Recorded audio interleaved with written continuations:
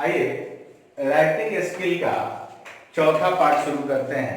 यहाँ से हम लोग अब कंटिन्यूअस की बात करेंगे। अब एक ही बार मैं फॉर्मूला लिखूंगा ताकि आपको कम समय में ज्यादा सीखने का मौका मिले, नहीं तो बहुत सारा वीडियो हो जाएगा।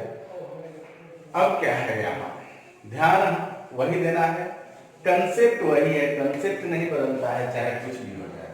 हमारा जो सब्जेक्ट दो तरह का होता है, एक होता है डूअर सब्जेक्ट और दूसरा होता है नॉन डूअर सब्जेक्ट। तो डूअर सब्जेक्ट और नॉन डूअर सब्जेक्ट अगर आप समझ गए हैं तो बेहतर है, नहीं समझे हैं तो पहला पार्ट 1 देखिए, इसको उसमें बेहतर ढंग से समझाया गया है। तब आपको किसी तरह का वाक्य बनाने में कोई कठिनाई नहीं होगी। अभी कुछ छोटे वाक्य बना रहे हैं हम लोग, उसके बाद बड़े बड़े वाक्य बनाएंगे, उसके बाद से कहानियों को हम लोग ट्रांसलेट करना सीख लेंगे। कहानी, बड़े बड़े कहानियों को हिंदी में ट्रांसलेट करेंगे। देखिए कितना इम्पोर्टेंट है यार, कितना मजा आता है इसको पढ़ने में। आइए सबसे पहली बात करते हैं, सब्जेक्ट तो समझ गए, डूअर नॉन डूअर। अब बात करते हैं कि वाक्य कैसा होना चाहिए। वाक्य का सब्जेक्ट होना चाहिए डूअर और वाक्य के क्रिया के अंत में रहना चाहिए रहा हूं, रहे हैं, रही है आदि। तो हम लोग अफर्मेटिव बनाने के लिए रूल लगाएंगे, नेगेटिव बनाने के लिए रूल लगाएंगे, इंट्रोगेटिव के लिए रूल और इंट्रोगेटिव नेगेटिव के लिए ये रूल लगाएंगे। क्लियर? कब? जब वाक्य का सब्जेक्ट डूअर हो तब। दूसरी तरफ बढ़ते हैं नॉन डूअर के सब्जेक्ट।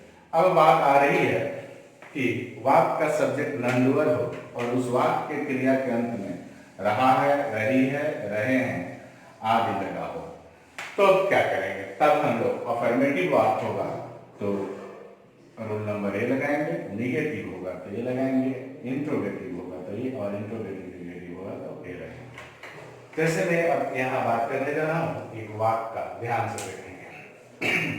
मान लीजिए कि मैं कहूँ कि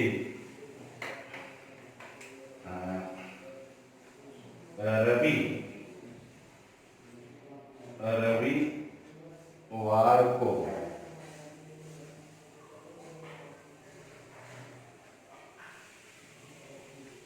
कोलकाता जा रहा है। ध्यान ये देना है आपको कि ट्रांसलेट करने के लिए मैं आपको पहले भी बोला हूं, फिर बता रहा हूं कि सबसे पहले हमें सब्जेक्ट ढूंढना है। सब्जेक्ट ढूंढ लेने के बाद देखना है कि सब्जेक्ट डूअर है या नॉन डूअर है। और जैसे ही हमको पता चल जाता है कि सब्जेक्ट डूअर है तो ये वाला फार्मूला लगाएंगे, अफर्मेटिव होगा तो, नेगेटिव होगा तो, सब लिखा होगा। और वही बात का सब्जेक्ट अगर नॉन डूअर है तो यहाँ वाला फार्मूला लगाएंगे। एकदम आसान है इसको। अब बात करते हैं कि रविवार को कोलकाता जा रहा है। कौन जा रहा है? समझने के लिए पहला वीडियो देखेंगे, क्लियर आ जाएगा कि सब्जेक्ट क्या होता है। सब्जेक्ट में अगर दिक्कत है तो प्रीवियस का मेरा पहला वीडियो देखिए राइटिंग स्किल का, उसमें सारा बता दिया गया है। उसके बाद आपको कहीं दिक्कत नहीं होगी। जैसे रविवार को कोलकाता जा रहा है। कौन जा रहा है? रवि जा रहा है। तो जाने का काम कौन कर रहा है? रवि। यानी रवि यहाँ क्या है? डूअर है, खुद कर रहा है। काम कौन कर रहा है? खुद कर रहा है। जब खुद कर रहा है तो इसको हम लोग बनाएंगे ऐसे, कहेंगे इस पर बनाएगा। अफर्मेटिव है, रहा है नहीं, तो ये रूल आ जाएगा। क्लियर है? कोई दिक्कत? तब बनाते हैं, कहेंगे कि Ravi is going to Kolkata on Sunday. On Sunday. Clear? ये तो था वाक्य का सब्जेक्ट डूअर, तो हमने इस पर बनाया। अब मैं बात करने जा रहा हूं इसी का निगेटिव। सब पर देखते चलेंगे हम लोग, एक एक देखते चलेंगे। मैं कहूं कि मेरा प्रिय मित्र हरि कल दिल्ली जा रहा है। थोड़ा सा यहाँ ध्यान देना है। मैं फिर सब्जेक्ट के बारे में आपको बता दूं। मैंने आपको बताया था कि सब्जेक्ट एक वर्ग का भी हो सकता है, एक से अधिक वर्ग का भी हो सकता है। वहाँ आप अगर वो दिक्कत हो रही हो तो मेरा प्रीवियस वीडियो जरूर देखें। दिया हुआ है कि मेरा प्रिय मित्र हरि कल दिल्ली जा रहा है। कौन जा रहा है? तो हरि नहीं, मेरा प्रिय मित्र हरि, यानी सुभाष का सब्जेक्ट केवल हरि नहीं है, क्या है? मेरा प्रिय मित्र हरि है। अगर आप सिर्फ हरि लेते हैं तो आप गलत हो जाएगा। तो इसको समझने के लिए कि सब्जेक्ट कैसे समझे, मेरा राइटिंग स्किल का पहला वीडियो जरूर देखें। उसको ढंग से उसमें सारा चीज समझा दिया गया है, कहीं दिक्कत नहीं होगी। आप देख लीजिए कि जाने वाला कौन है? हरि है, यानी खुद जा रहा है, यानी डूबर है।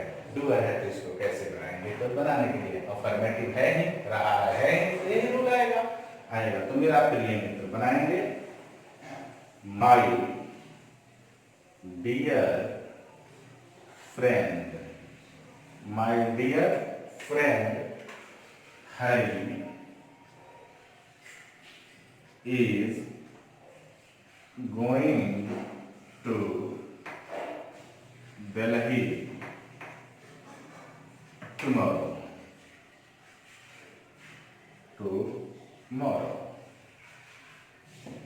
बन गया?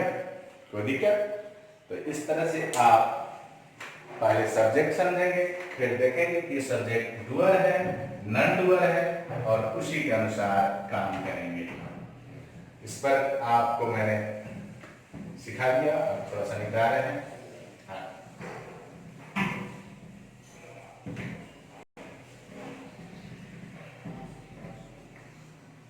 मैं लिखूं कि मेरे गांव में मवेशी खिलाए जा रहे हैं। इस बात को गौर से कह रहा है कि मेरे गांव में मवेशी खिलाए जा रहे हैं। अब यहाँ सब्जेक्ट ढूंढना है, तो सब्जेक्ट ढूंढने के लिए वही क्या और कौन लगाकर प्रश्न करते हैं क्रिया में। तो क्या खिलाए जा रहे हैं? तो मवेशी खिलाए जा रहे हैं। अब आप बताएंगे हमको कि मवेशी खुद खा रहे हैं, खिलाने का काम दूसरा कर रहे हैं। खिलाने का काम दूसरा कर रहा है ना, तो ये बेचारा क्या कर रहा है? कुछ नहीं, खिलाने का काम तो कोई दूसरा कर रहा है, यानी नॉन डूअर हो गए। जब नॉन डूअर हो गए और रहा है नहीं, और अफर्मेटिव है नहीं, इसलिए वाला रूल अपनाएंगे। तो सब्जेक्ट में मवेशी, मवेशी का अंग्रेजी होता है केटल, तो लिखेंगे केटल, नॉट केटल्स। क्या होता है? केटल। अब केटल के साथ आर आएगा, केटल आर। देखिए बीइंग आएगा, केटल आर बीइंग। क्या खिलाना का फीड होता है, इसका विपरीत होता है फेड। तो केटल आर बीइंग फेड कहाँ? In my village, in my village. Clear है? अब मैं इसी पर आगे बात करने जा रहा हूं। वाक्य देखते हैं। कहूं कि तुम्हें फल खाने की, तुम्हें फल खाने को, सॉरी, तुम्हें फल खाने को नहीं कहा जा रहा है, कहा जा रहा है। निगेटिव है, तुम्हें फल खाने को नहीं कहा जा रहा है। अब सबसे पहले यहाँ देखना है कि इस वाक्य का सब्जेक्ट कौन है। तो इस वाक्य का सब्जेक्ट कौन है? यू ही है, लेकिन यू यहाँ कुछ कर नहीं रहा है, बल्कि कोई और इसे फल खाने को कह रहा है, इसलिए ये नॉन डूअर हुआ। इसी पर बनाएंगे तो हो जाएगा क्या हो जाएगा कि यू आर निगेटिव है, निगेटिव पर रखते हैं। You are not being asked, you are not being asked to eat fruit. Clear? कोई दिक्कत? एक और बात देखते हैं, एक और बात देखते हैं कि नेताओं द्वारा देश के, नेताओं द्वारा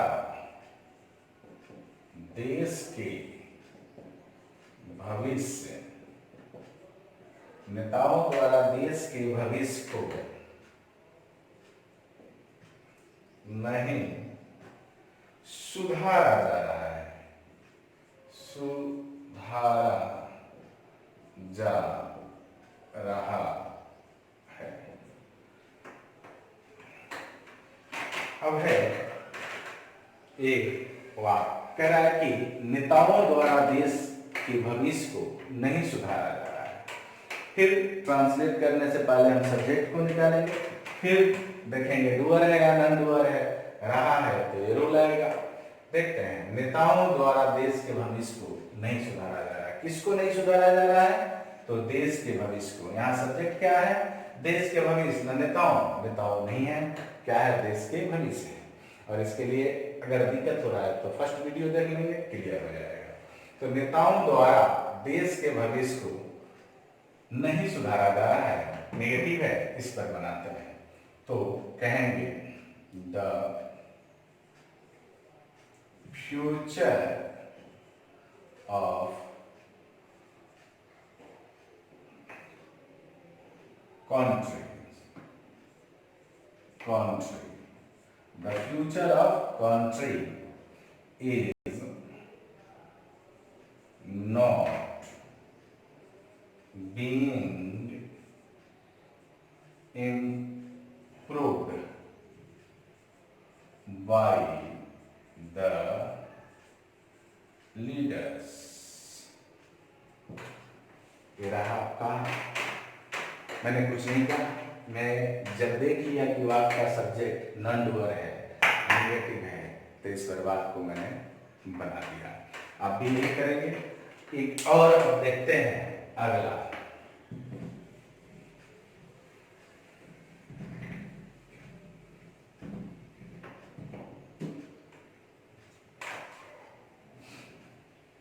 क्या तुम्हें यहाँ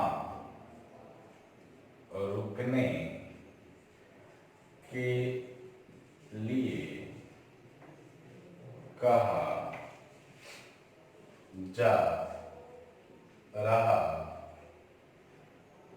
है? अभी वाक्य तो पहले देखेंगे क्या है, तो वाक्य इंट्रोगेटिव है। सब्जेक्ट क्या है? क्या तुम्हें यहाँ रुकने के लिए कहा जा रहा है? तुम्हें, बेचारा वो कुछ कर नहीं रहा है, यानी ये नॉन डूअर है, यानी इस पर बनाएंगे। चूंकि तुम है इसलिए हो जाएगा आर यू बीइंग, क्या हो जाएगा? Are you being asked, are you being asked to stay here. और यहाँ क्वेश्चन मार्क जरूर लगाएंगे, अगर नहीं लगाएंगे तो गड़बड़ हो जाएगा, क्योंकि आप देख रहे हैं कि यहाँ क्वेश्चन मार्क दिया हुआ है, इसीलिए इसको छोड़ेंगे नहीं। एक और बात देख लेते हैं,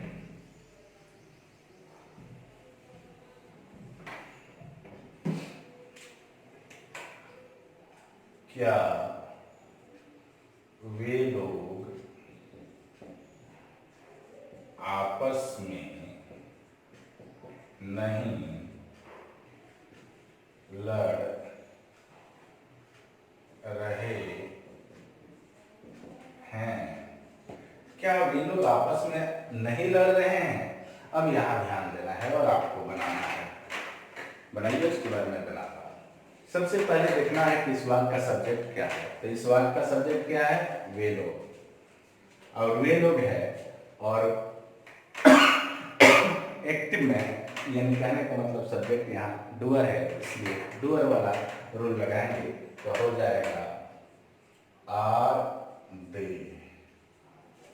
आर दे, क्या वे लोग आपस में नहीं लड़ रहे हैं? Are they not, are they not enquiring,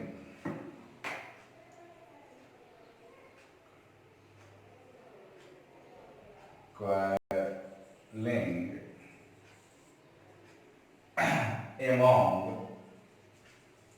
among themselves, ये हो जाएगा। क्यों ये ऐसा बना?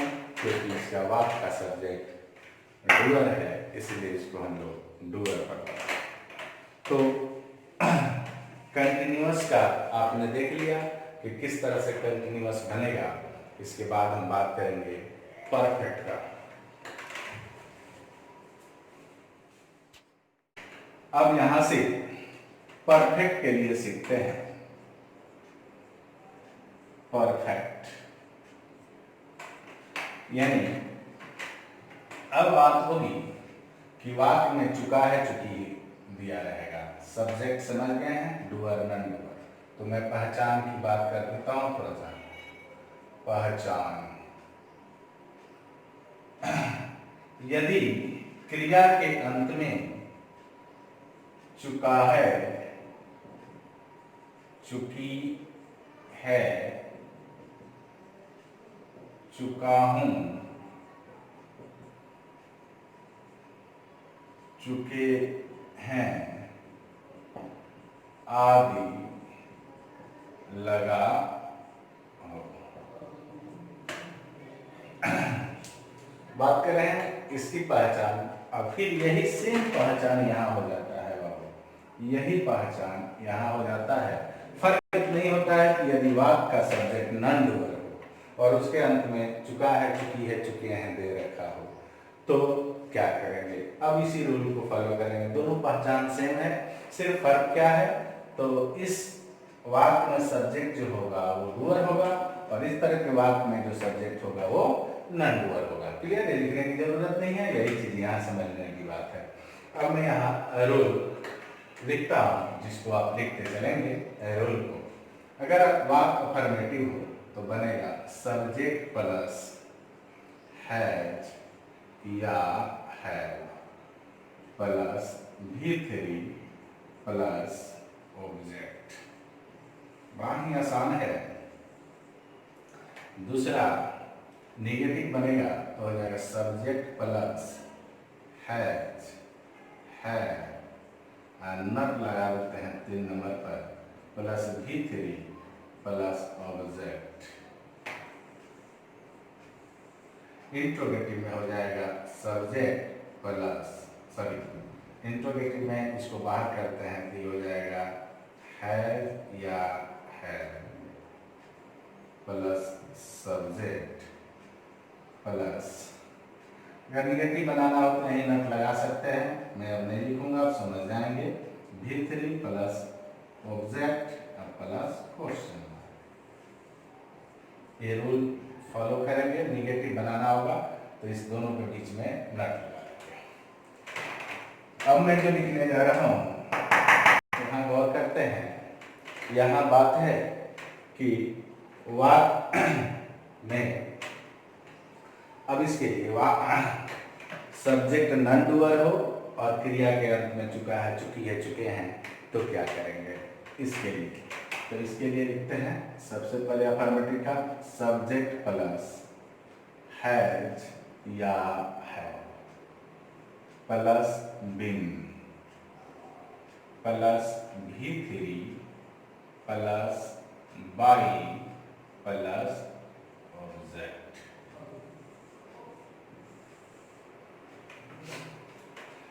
ये निगेटिव इसका लिखते हैं तो subject plus has, have plus not, 3 number पर नॉट आ गया, देखिए ध्यान से, been plus V3 plus by plus object. Clear? आगे देखते हैं इसका इंट्रोगेटिव। इंट्रोगेटिव में has, had plus subject plus been plus V3 plus body plus object plus question mark. यहाँ भी वही बात है, निगेटिव बनाना होगा तो इस दोनों के बीच में नट लगा देंगे, इसका भी निगेटिव बन जाएगा, क्योंकि ये जरूरी था। रूल समझना, रूल क्लियर हो गया है। अब हम बात करेंगे वाक्य पर कि किस तरह के वाक्य यहाँ पर ट्रांसलेट किए जाएंगे।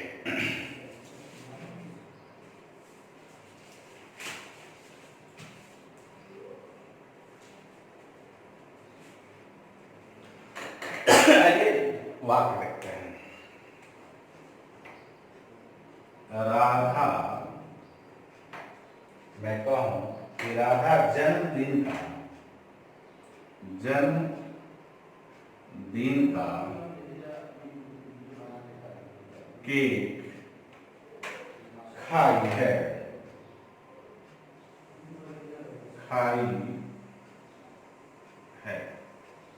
राधा जन्मदिन का केक खाई है। अब चुका है, चुकी है। अब यहाँ थोड़ा कंफ्यूज होंगे आप लोग, तो एक चीज जोड़ लीजिए कि या है, ई है और ए है, भी लगा होता है, उसी तरह वहां भी होगा। अब ध्यान देते हैं कि राधा जन्मदिन का केक खाई है, तो इस वाक्य का सब्जेक्ट कौन है? तो राधा है, क्योंकि किसने खाया? तो राधा। कौन खाया? तो Radha.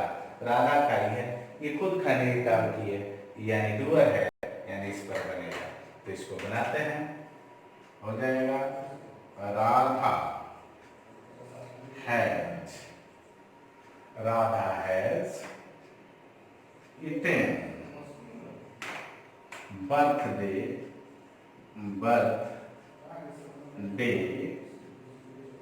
Cake. Radha has eaten birthday cake. आगे बढ़ते हैं और दूसरा वाक्य लिखते हैं यहाँ कि रवि अपने मित्र श्याम के साथ पौधों को पटाया है, पौधों को पटाया है। फिर उसी तरह यहाँ सब्जेक्ट को समझना होगा। सबसे पहले फिर निर्णय लेना होगा कि सब्जेक्ट डूअर है या नॉन डूअर है, फिर उसी के अनुसार काम करना होगा। तो यहाँ रवि अपने मित्र श्याम के साथ पौधों को पटाया है। कौन पटाया है? तो रवि अपने मित्र श्याम के साथ। तो ये दोनों यहाँ पर सब्जेक्ट है, यानी वाक्य का सब्जेक्ट यहाँ तक है। ठीक है, तो आइए जोड़ने के लिए आता है, तो इसको बनाते हैं। कहेंगे कि Ravi along with his friend Shyam has watered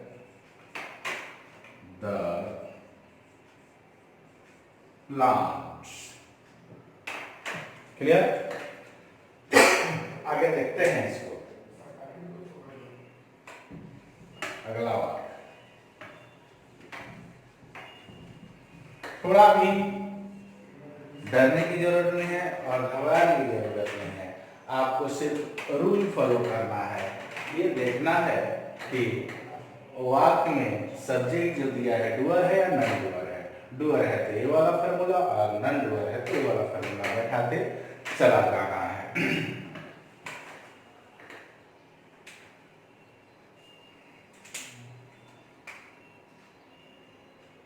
मुकदमे में, मुकदमे में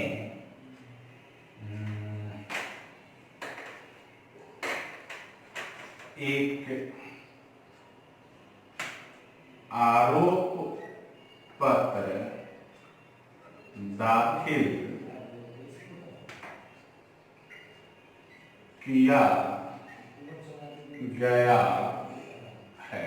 ध्यान रखना है, बहुत वाक छोटे से बड़े तक चलेंगे। पैराग्राफ से हम लोग हिंदी का पैराग्राफ को अंग्रेजी में ट्रांसलेट करेंगे, लेकिन अभी ये छोटे छोटे चीजों से बड़े बड़े तरफ बढ़ रहा है। दिया है कि मुकदमे में एक आरोप पत्र दाखिल किया गया। अब यहाँ सब्जेक्ट निकालना है बाबू, सबसे पहला काम है सब्जेक्ट निकालना। तो क्या कौन लगाते हैं, क्या किया गया है, तो क्या किया गया बाबू, तो एक आरोप पत्र, एक आरोप पत्र। तो एक आरोप पत्र यहाँ क्या हो गया, वाक्य का सब्जेक्ट हो गया। तो लिखेंगे a chargesheet, a chargesheet has been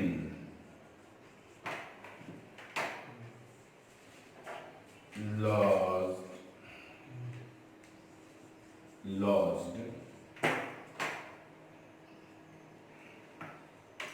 in this case, in this case। फिर आगे बढ़ते हैं अगले वाक्य की तरफ।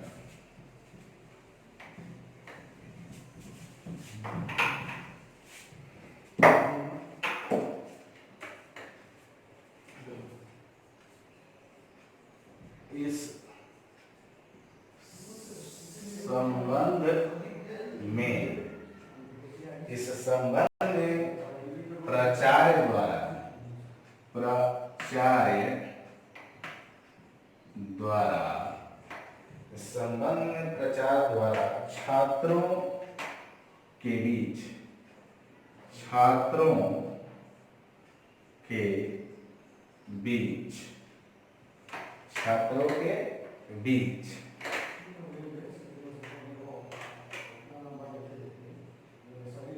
कोई सूचना, कोई सूचना नहीं दी गई है, नहीं दी गई है। ये बात निगेटिव है और इसको हम लोग व्यक्त करें। अब इसमें वही चीज है, सबसे पहले थोड़ा बड़ा है, घटाने की जरूरत नहीं है। सब्जेक्ट अगर आप पहचान जाते हैं तो बनना ये तय है। तो कह रहा है इस संबंध में प्राचार्य द्वारा छात्रों के बीच कोई सूचना नहीं दी गई है। क्या नहीं दी गई है, कोई सूचना नहीं दी गई है, यानी वह क्या है, नॉन डूअर हो गया यहाँ का सब्जेक्ट। तो इस पर बनेगा और नेगेटिव वाला फॉर्मूला लगाएंगे। तो कहेगा any notice has, any notice has, any notice has not been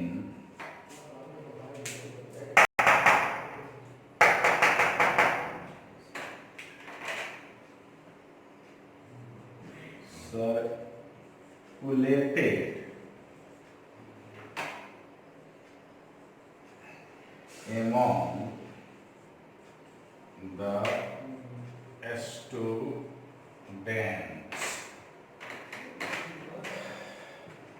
by the principal।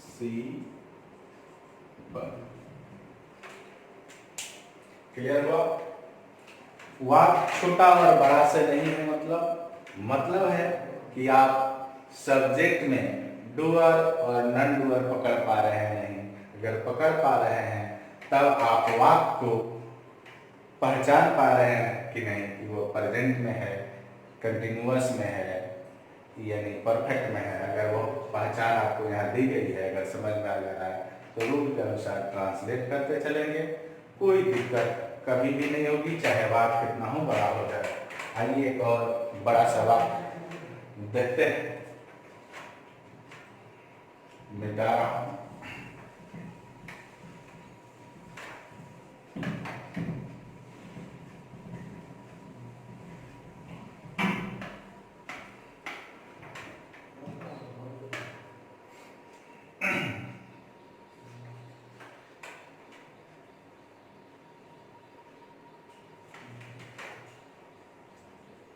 सरकार के द्वारा इस कोरोना से बड़ा पीड़ित है, इसीलिए लिख के बना दिया है। सरकार के द्वारा इस मुसीबत में, सरकार के द्वारा इस मुसीबत में अनाज कहाँ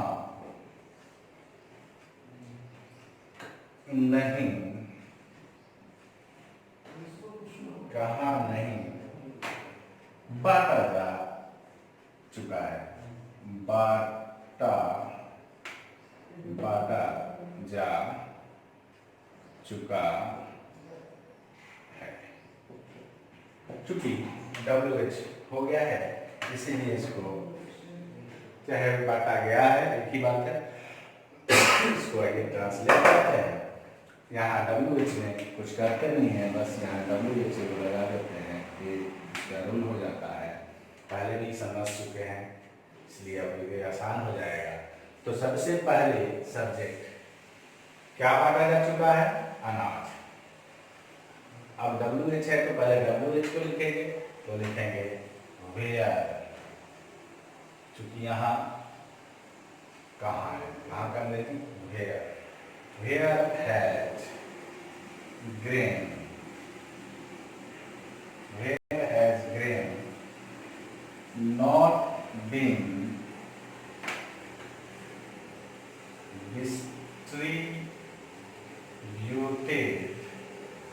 distributed by the government? Question mark लगाएंगे। कितना आसान है, कोई दिक्कत? तो बहुत ही आसान होता है, बजाते के रूल फॉलो करते चले और राइटिंग स्किल के सब वीडियो को देखिए और पूरा वीडियो देखिए और कॉपी और कलम साथ में रखकर इसको हर एक रूल को लिखते चलिए। जहाँ दिक्कत हो पॉज कीजिए मेरे वीडियो को और रुक कर देखिए, बार बार देखिए, जितने बार देखिएगा उतना कॉन्फिडेंट आएगा और बड़ा से बड़ा चीज हम लोग ट्रांसलेट करेंगे। अभी तो छोटे छोटे वाक्य, ये भी छोटा है, कोई बड़ा नहीं, पूरे बोर्ड इतना बड़ा मैं वाक्य लिखूंगा और उसको ट्रांसलेट करके दिखाऊंगा। एक कहानी ट्रांसलेट करेंगे हिंदी से अंग्रेजी में, ये चलेंगे आगे। अभी बहुत सारा चीज है, बस